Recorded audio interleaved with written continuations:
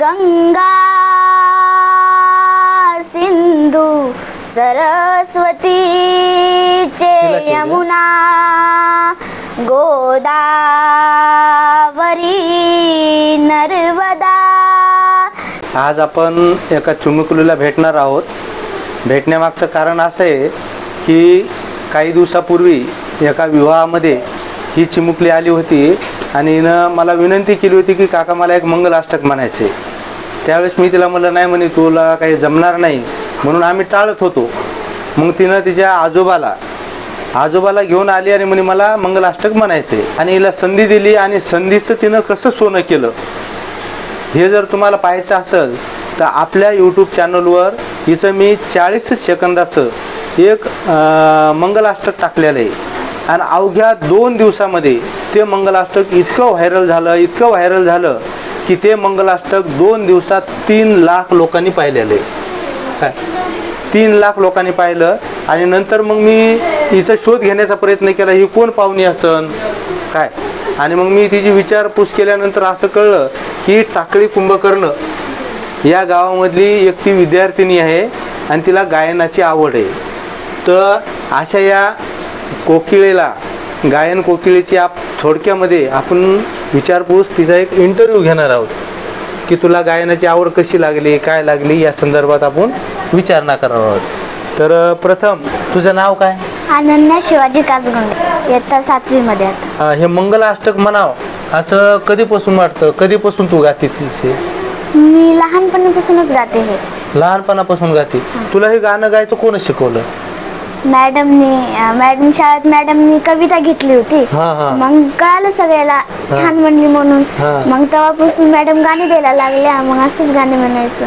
म्हणजे बघा मित्रांनो, हिच्या मॅडमने हिला एक कविता म्हणायला लावली आणि ती कविता म्हणल्यानंतर ती मॅडम काय म्हणले, छान छान, म्हणजे एक स्फूर्ती दिली तिला बक्षिसाची एक थाप भेटली की छान कोणीतरी आपलं गाणं म्हटलं आणि छान म्हटलं आणि तिथून तिला ती प्रेरणा भेटली.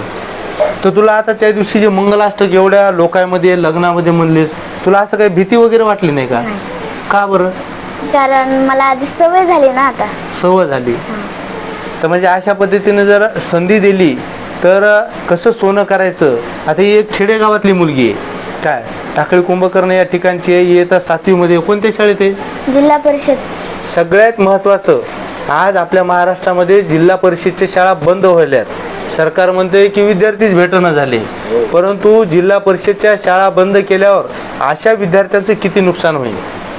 आज हिला जी काही पाठबळ भेटलेलं आहे गायनाचं, ही तिच्या जिल्हा परिषद शाळेतल्या त्या शिक्षिकेनं शाबासकी दिल्यामुळे हिला अजून उत्साह आला आणि त्या उत्साहाच्या माध्यमातून तिनं गायन केलं. आज तिचं एक मंगलाष्टक आज 3 लाख लोकांनी पाहिलेलं आहे यूट्यूबच्या माध्यमातून. ते 3 लाख लोकांचा आकडा गेला कसा? हिच्या आवाजामध्ये काहीतरी जादू आहे, हिच्या आवाजामध्ये काहीतरी एक दैवी शक्ती आहे काय. तर आता तू 7वीला आहे, ती 7वीला असताना जर 3 लाख व्ह्यू येऊ शकतात, हिनं जर अजून हिला तशा पद्धतीचं शिक्षण जर भेटलं तर निश्चितच ती भविष्यात खूप मोठी गायिका होऊ शकते. तुला लता मंगेशकर माहिती आहे? कोण आहेत? गायिका आहेत. त्या सुद्धा अशाच लहानपणापासून गायन गात होत्या आणि त्याच्यामुळं त्या आज जागतिक लेवलला गायिका झालेल्या आहेत. पूर्ण जगामध्ये त्यांचं तोडीस तोड नाही. तर तुला भविष्यात पुढं काय व्हायचं? बरं, गायक व्हायचं. म्हणजे जिल्हा परिषदची एक विद्यार्थिनी आहे, जिल्हा परिषदच्या शाळेतून शिकणारी आहे आणि तिला गायनाचा छंद आहे. शाळेतल्या शिक्षकांनी तिला शाबासकी दिल्यामुळे तिला गायन अजून करावं असं वाटलं आणि आज ती टॉपला आलेली म्हणता येणार नाही, परंतु एक मंगलाष्टक तिनं म्हटलं आणि त्या मंगलाष्टकाच्या माध्यमातून तिच्यात जी काही दैवी शक्ती आहे किंवा जी काही तिच्या आवाजाची जादू आहे काय, ही सोशल मीडियामुळे ती 3 लाख लोकांपर्यंत पोहोचलेली. तर निश्चितच तुला पुढच्या आयुष्यासाठी आमच्याकडून खूप खूप शुभेच्छा राहतील. आणि तुला बरं आता गाणं म्हणता येईल? अजून कोणकोणते गाणे येतात? भरपूर येतात. असं का?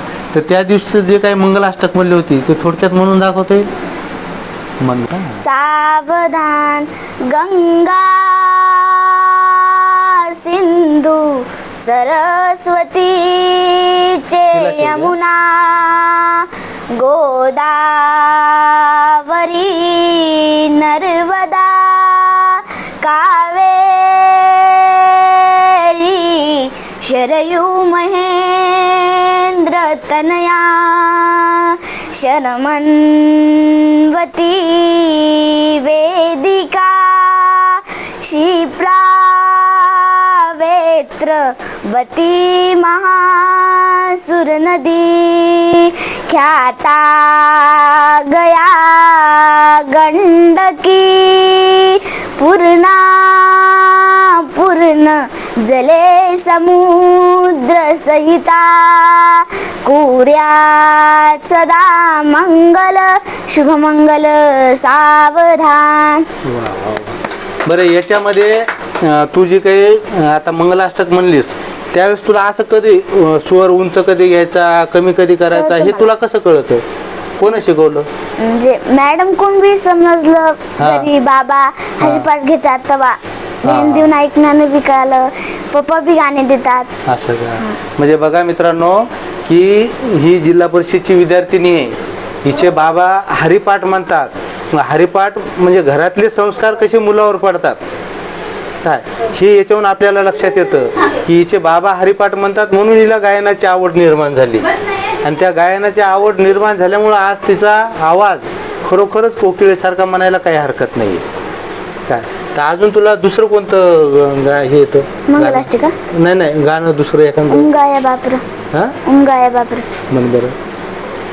उरामध्ये माया त्याच्या काळ्या मेघवानी दाखविना कधी कुणा डोळ्यातल पाणी जिजू जिजू संसाराचा गाडा हाकला वटामंदी हासू जरी कना वाकला गडीभर तू थांब जरा ऐक त्याची धापर लई अवघड हाय गड्या उमगाया बापर उमगाया बापर लई अवघड हाय गड्या उमगाया बापर उमगाया बापर मुकी मुकी माया त्याची मुकी घाल मेल लेकराच्या पायी उभा जन्म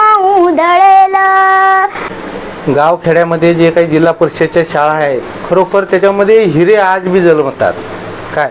आता जे आजच्या कंडिशनला जे काही डॉक्टर इंजिनियर वकील हे असे जे झालेले ते सगळे जिल्हा परिषदच्या शाळेतूनच झालेले काय.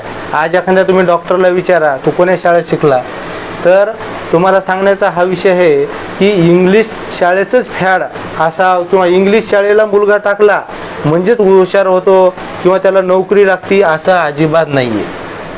तुम्ही मातीतून जन्मलेले आहात, मातीतल्या शाळेमध्ये जर शिकलात तरी तुमची कला वाया जात नाही.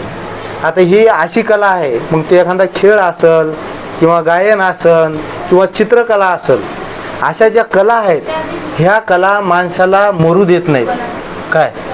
आणि ह्या कला नुसत्या पोट भरण्याचं साधन नाही तर याच्यामुळं कितीक जणाला प्रेरणा मिळते काय. तर त्याच्यामुळं जिल्हा परिषद शाळेमध्ये जरी आपल्या मुलाला मार्क कमी असले परंतु अशी जर एखादी कला असेल त्याच्यात तर त्या कलेला जोपासणं हे महत्त्वाचं आहे. इंग्लिशचं फॅड असावंच असं अजिबात नाही कारण कलेतून निर्माण झालेले ते कधीही संपत नाही. आज लता मंगेशकर असत्यान आशा भोसले असत्यान हे आज आपल्यात नाहीत परंतु त्यांची कला त्यांचं गायन हे आजही आपल्यात आहे आणि ते आजही आपल्याला जिवंत वाटतात. त्याच्यामुळं जिल्हा परिषदमध्ये जे काही विद्यार्थी शिकतात त्यांना त्यांच्या कला गुणाला वाव दिली पाहिजे आणि त्याच्यातून ते पुढचं भविष्य ते घडू शकतात. नुसती नोकरीच लागली पाहिजे हे अजिबात चुकीचं आहे. शिक्षणातून माणूस घडला पाहिजे, त्याची कला वाढली पाहिजे हे सगळ्यात महत्त्वाचं आहे आणि हे आज दीदीकून आज कळलेलं आहे. तर दीदी तुझं नाव सांग एकदा परत. अनन्या शिवाजी कासगुंडे. तुला भविष्यात काय व्हायचं बरं? गायक व्हायचं. आणि याच्यासाठी तू कशा पद्धतीने तयारी करते? कोणाकडे शिक्षण घेते का काही? क्लासला घेतात. लावलेत ना? तर तुझ्या भविष्यासाठी तुला खूप खूप शुभेच्छा. अशीच तू प्रगती करत राहा. आज तू किती वर्षाची? 7 आणि 5 12 13 वर्षाची. 13 वर्षाची विद्यार्थिनी काय आज 3 लाख लोकांपर्यंत पोहोचू शकते. जर तिला असंच वातावरण भेटलं तर निश्चितच भविष्यात ती खूप मोठी गायिका होऊ शकते, याच्यात तीळ मात्रही शंका नाही.